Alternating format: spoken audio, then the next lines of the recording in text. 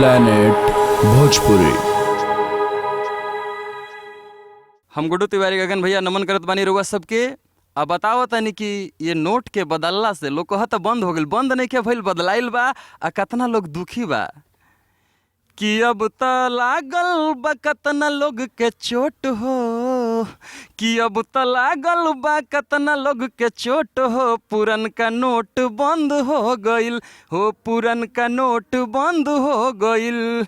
कि कैसे कोइल जाई गलती छोट मोट हो, कि कैसे कोइल जाई गलती छोट मोट हो। हई पुरन का नोट बंद हो गइल, पुरन का नोट बंद हो गइल।